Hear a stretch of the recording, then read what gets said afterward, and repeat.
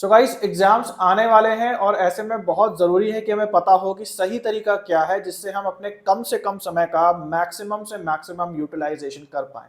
तो आज हम साइंटिफिक बैकिंग के साथ कुछ ऐसी टिप्स एंड ट्रिक्स की बात करेंगे या कुछ ऐसे तरीकों की बात करेंगे जिस पे बहुत अच्छे से रिसर्च हुई है, और ये जो तरीके हैं ये आपको अच्छे रिटेंशन पावर में और चीज़ों को कम से कम समय में याद रखने में काफ़ी ज़्यादा मदद करेंगे। तो ये लेक्चर जो है, ऐसे ही कोई भी लेक्चर जो है मेरे 5 सजेशन वगैरह नहीं होने वाला है।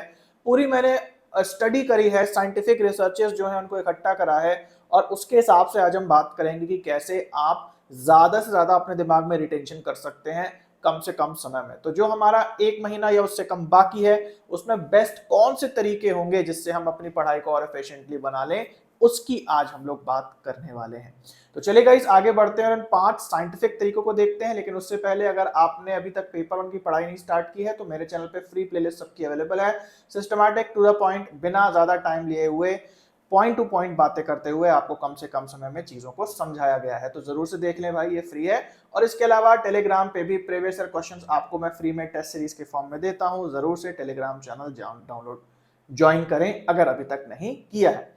और इसके अलावा हमारी ऐप और वेबसाइट पे पेड कोर्सेज और previous year question section wise available है। तो एग्जाम आने वाले हैं, मैं आपको रिकमेंड करूंगा ये जो प्रीवियस ईयर क्वेश्चंस हैं इनको तो आप एटलीस्ट ले ही लें, ये बहुत ज्यादा महंगे में नहीं है। और पेपर 1 के हर एक सेक्शन के अलग अलग जो क्वेश्चंस हैं, ये अगर आप इंग्लिश लिटरेचर के स्टूडेंट हैं तो हर एक सेक्शन के जो क्वेश्चंस हैं वो आपको यहाँ क्वेश्चंस के फॉर्म में लगाने को मिलते हैं ऑनलाइन। तो जरूर से चेकआउट करें, लिंक डिस्क्रिप्शन में दिया है। ओके, सबसे पहले हम लोग बात करते हैं स्पेसिंग इफेक्ट की। स्पेसिंग इफेक्ट जो है ये लॉन्ग टर्म रिटेंशन बढ़ाने में हमारी मदद करता है। हमारी अक्सर ये कंप्लेंट होती है कि भाई हम जो भी याद करते हैं वो भूल जाते हैं। अभी हमने याद करा, हमें अभी याद था, लेकिन कल हमने देखा या परसों हमने देखा या एग्जाम के टाइम पे हमने अगर देखा तो हम उसे भूल चुके थे, और हम सोचते हैं यार हमें पहले तो याद था, हमारे दिमाग में ये चीज टिकती क्यों नहीं है। तो अगर आपके साथ भी ये प्रॉब्लम है कि कोई चीज दिमाग में टिकती नहीं है तो स्पेसिंग इफेक्ट का यूज आपको अपनी पढ़ाई में जरूर से करना चाहिए। इसका मतलब क्या है, यहां पे लिखा हुआ है जब भी आपको कोई चीज अपनी मेमोरी में डालनी है, वो बहुत सारे ईयर्स हो सकते हैं, किताबों के नाम हो सकते हैं, कुछ कहानियां या पोएम्स और उनके राइटर्स हो सकते हैं, खासकर लिटरेचर में बच्चों को रटने की जहां भी जरूरत पड़ती है, तो आपको ये स्पेसिंग इफेक्ट का फॉर्मूला जो है वो फॉलो करना है। इसका मतलब है कि जब भी आप कोई चीज रटते हैं, याद करते हैं, तो उसे कुछ इंटरवल्स पे आपको रिवाइज करना जरूरी है, और धीरे धीरे आपको इन इंटरवल्स को क्या करना है, इंक्रीज करते जाना है। जैसे फॉर एग्जाम्पल, आज आपने कोई चीज को याद करा, आप इसे दिन में 3 बार रिवाइज करें। 2 दिन बाद आप इसे दिन में 3-3 बार रिवाइज ना करें, आप इंटरवल को इंक्रीज कर दें, मतलब अब आप दिन में 2-2 बार रिवाइज करें। फिर 2-3 दिन बाद आप क्या करें, जो रिवीजन का इंटरवल है उसको और बढ़ा दें और केवल दिन में 1 बार रिवाइज करें।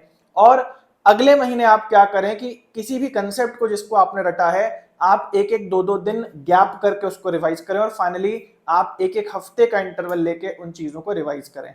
तो जैसे जैसे आप रिवीजन को स्टार्ट करते हैं या रटने को स्टार्ट करते हैं, आप शुरुआत में धीरे धीरे चीजों को रटें या जल्दी जल्दी इंटरवल्स में उनको रटें, बार बार रिवाइज करें, लेकिन धीरे धीरे वो इंटरवल बढ़ाते जाएं। जैसे जैसे आप इंटरवल बढ़ाते जाएंगे वैसे वैसे लॉन्ग टर्म रिटेंशन जो है आपका उस कंसेप्ट का बढ़ता चला जाएगा, है ना। तो पहले दिन में मल्टीपल टाइम रिवीजन करने से स्टार्ट करें और धीरे धीरे ये इंटरवल का जो टाइम जो है वो लंबा करते चले जाएं ग्रेजुअली। इसको कहा जाता है स्पेसिंग इफेक्ट। अगली जो तरीका है जिसको आप यूज कर सकते हैं इस समय जबकि आपके जो एग्जाम्स हैं वो आने ही वाले हैं, और वो तरीका है इंटरलीविंग का।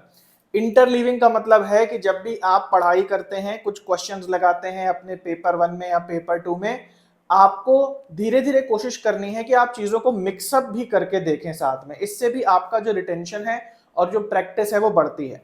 जैसे फॉर एग्जाम्पल, जब भी आप किसी कंसेप्ट को तैयार करते हैं तो ऐसा हो सकता है कि आप एक ही टॉपिक को पढ़ते चले जाते हो, जो कि ठीक है जब आप प्रिपेयर कर रहे हो, लेकिन जब प्रैक्टिस की बारी आती है, जब एग्जाम से जस्ट पहले का समय होता है, जब आप क्वेश्चंस को बार बार लगाते हैं, ऐसे में आप कुछ सेशंस ऐसे जरूर करें जहां सभी क्वेश्चंस को आप आपस में मिक्सअप करके लगा सकें। ऐसे मत करें कि आप केवल टीचिंग एप्टीट्यूड आज हम पढ़ेंगे, कल हम कम्युनिकेशन पढ़ेंगे, फिर हम पेपर 2 को कोई स्पेसिफिक टॉपिक पढ़ेंगे। आप मिक्सअप करके क्वेश्चंस को लगाएं, तो उससे क्या होगा कि आपका जो ब्रेन है, आपकी जो मेमोरी है, वो फोर्स होगी अलग अलग सेक्शन में जाके अलग अलग नॉलेज को रिट्रीव करके उन क्वेश्चंस को आंसर करने में। तो इससे भी आपकी एनहांस लर्निंग होगी। और इस समय आपको मिक्स्ड क्वेश्चन जरूर से लगाने हैं, और जो हमारे टेलीग्राम पे फ्री में भी मिलते हैं और ऐप वगैरह पे सेक्शन वाइज या मिक्स्ड प्रीवियस ईयर क्वेश्चन भी आपको पेड फॉर्म में मिलते हैं। तो कहीं से भी आप जो है क्वेश्चंस को इकट्ठा करें और मिक्स्ड फॉर्म में लगाना जरूर से स्टार्ट करें। अगला है सेल्फ एक्सप्लेनेशन। देखो भाई, आपकी लर्निंग उतनी ज्यादा होगी जितना आप उन चीजों को बार बार अपने जबान पे लाएंगे, उन कंसेप्ट्स को, और दूसरों को बताएं। कहते हैं ना कि जो ज्ञान है वो बांटने से बढ़ता है, तो सेम यही कंसेप्ट यहां बता रहा है, सेल्फ एक्सप्लेनेशन। अगर आपके सामने कोई है, जैसे आप पढ़ा पाए अपना पेपर 2 या पेपर 1, तो उसे एक्सप्लेन करें अलग अलग कंसेप्ट। अगर आपके सामने कोई भी नहीं है और आप अकेले हैं और कोई आपकी बातें सुनना नहीं चाहता है, लोग कान बंद कर लेते हैं, आपको डिमोटिवेट करते हैं, तो वही चीजें आप खुद को एक्सप्लेन करें। कोई भी चीज मान लो आज आपने नहीं सीखी, या आपको लगता है कि आप बाद में भूल ना जाए एग्जाम के समय, तो आप उस चीज को उठा के खुद को ही पढ़ाने लग जाए, सेल्फ को ही एक्सप्लेन करने लग जाए, जिससे आपकी जो अंडरस्टैंडिंग है और जो रिटेंशन है कंसेप्ट की, वो बढ़ेगी और ज्यादा ज्यादा समय तक वो कंसेप्ट आपके दिमाग में रहेगा। तो बोल बोल के किसी चीज को पढ़ना या अपने आप को ही कोई कंसेप्ट समझाना, ये भी एक बहुत यूजफुल तरीका है। अगला चौथा जो हमारा पॉइंट है वो है ड्यूअल कोडिंग का। ड्यूअल कोडिंग, कोडिंग का मतलब आपने कम्युनिकेशन में पढ़ा होगा, कोई भी शब्द, कोई भी चिन्ह जो कम्युनिकेट करता है उसको हम कोडिंग कहते हैं, जो मैसेजेस में यूज होता है। ड्यूअल कोडिंग का मतलब है कि जब भी आप कुछ लर्न करें, उसे, उसका जो मैसेज है वो दो माध्यमों से अगर आपके पास जाए। जैसे फॉर एग्जांपल कोई कंसेप्ट है, तो जाहिर सी बात है आप पढ़ रहे हैं तो वो टेक्स्ट के फॉर्म में आपके पास है, लेकिन अगर पॉसिबल हो तो आप उसके ऊपर एक पिक्चर को भी गढ़ लें। तो टेक्स्ट के रूप में तो वो जानकारी आपके पास है, लेकिन आपने अपने सामने एक ड्राइंग बना दी है और उस ड्राइंग में कुछ पॉइंट्स को अलग अलग जगह लिख दिया है, तो वो दोनों तरीके से आपके दिमाग में जाएगा। इससे ज्यादा लर्निंग होगी और एग्जाम के समय आप उस कंसेप्ट को भूलेंगे नहीं। तो सिमिलर चीज हमने पढ़ी है टीचिंग एप्टीट्यूड में, माइंड मैप जिसको हम लोग कहते हैं। तो माइंड मैप का भी मतलब यही है कि एक अरेंज्ड फॉर्म में एक डायग्राम आपने बनाया है, और उस डायग्राम के जरिए जो कंसेप्ट्स हैं वो आपके दिमाग में ज्यादा देर तक रह सकते हैं। तो ड्यूअल कोडिंग का भी यूज करें, और जितना हो सके किसी भी बड़े से बड़े कॉन्सेप्ट को छोटे से छोटे डायग्राम में बनाने की कोशिश करें, ताकि देखते ही वो चीज आपके दिमाग में तुरंत चली जाए। और पांचवा और अगला है पोमोडोरो टेक्निक।